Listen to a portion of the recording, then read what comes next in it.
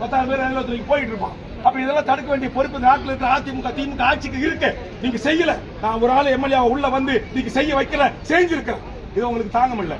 நேற்று நான் சொல்லி காட்டிட்டேன். அதிமுக ஆட்சியில வேல்முருகன் ஆலோசனை சொல்லிதான் மருத்துவக் கல்லூரி வந்துச்சு, வேல்முருகன் ஆலோசனை சொல்லிதான் பொறியியல் கல்லூரி வந்துச்சு, வேல்முருகன் ஆலோசனை சொல்லிதான் லாட்டரி தடுப்பு சட்டம் கொண்டு வந்தாங்க.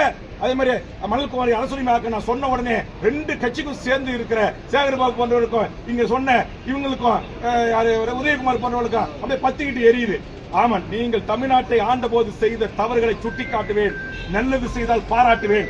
எவருக்கும் எப்போதும் நான் அடிபணிய மாட்டேன். என் உயிரை விட மேலான என் தாய்மொழிக்காக என் குரல் ஓங்கி ஒலிக்கும். நீங்கள் பேரவைத் தலைவர் சட்ட ரீதியாக விதி ரீதியாக என்ன நடவடிக்கை எடுத்தாலும் அதுக்கு நான் கட்டுப்படுறேன். மாண்புமிகு முதலமைச்சர் சேகர்பாபு சொன்ன அதே வார்த்தையை பயன்படுத்தி என்னை பேசியதற்காகத்தான் நான் வருத்தப்படுகிறேன். ஆனால் என் மொழிக்காக, என் இனத்திற்காக, என்னுடைய சமூக நீதி கோட்பாட்டிற்காக நான் தொடர்ந்து போராடுவேன். அதில் எந்தவித சமரசம் இல்லை என்பதை பத்திரிகை நண்பர்களுக்கு நான் தெரிவித்துக் கொள்கிறேன். நன்றி, வணக்கம்.